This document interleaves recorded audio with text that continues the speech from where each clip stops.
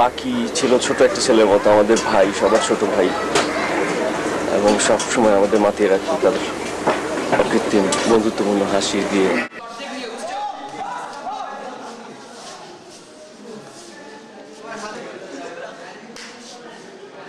এই ছেড়ে দিছি তো ইয়ে যায় না কেন, রেকর্ডিং লেখা কেন এখনো? হ্যাঁ কোনটা? বাকি কেমন ছিল ওইটা আসলে যারা দেখছে তারাই ভালো করে বুঝবে। এটা কেমন ছিল এটা বলে বোঝানো যাবে না। ইন্টারেস্টিং। সবচেয়ে বড় কথা হলো ও যেমন ছিল ওটা তার ভাবে প্রকাশ পাইতো যে ও এমন, সোজা কথা। কম্পিউটার সম্পর্কিত সব কিছু বিশাল আগ্রহ ছিল আর কি। আর আর আর সবসময় মজা করতো, সবসময় হাসি খুশি। তো যখন 306 থেকে বিতাড়িত হইল, মানে তার ভাষায় যে আমি এই রুম থেকে বিতাড়িত হয়েছি, আমি এখন 309 যাবো, এর আগ মুহূর্তে সে আমাদের রুমে মোটামুটি থাকতো।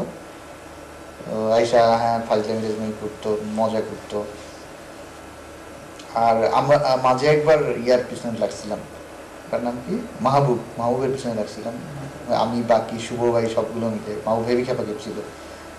তো সারা রাত দেখা যেত কি সবগুলো একসাথে মিলে মাহবুবের পিছনে কি লেখা যায়, মাহবুবের দরজায় কি লেখা যায়, ওর পিছনে কীভাবে লাগা যায়, এইসব প্ল্যান করতাম সকালবেলা। সেগুলো ঘুমানোর আগে পোস্টারিং টোস্টারিং করে ঘুম। দুপুরবেলা এসে মাহবুব চিল্লা পাল্লা করতো, আমরা সব দরজা বন্ধ করে বসে থাকতাম। ছবির ভিতরে ক্যামেরা দেখলে তার চেহারা চেঞ্জ হয়ে যায়, ক্যামেরা দেখলেই তার মুড চেঞ্জ, চেহারা চেঞ্জ। যেগুলো করে ভিডিও ক্যামেরা দেখলে তার চেহারা চেঞ্জ। কার্টুন থাকে সবসময়। হ্যাঁ, কার্টুন আঁকতে গেলে কোনো ক্যারিকেচার দেওয়া লাগে না, বাকির মধ্যে একটা ক্যারিকেচার অল টাইম ছিল, আর ক্যামেরা দেখলে ওটা যেন বাইরে উঠতে পারে।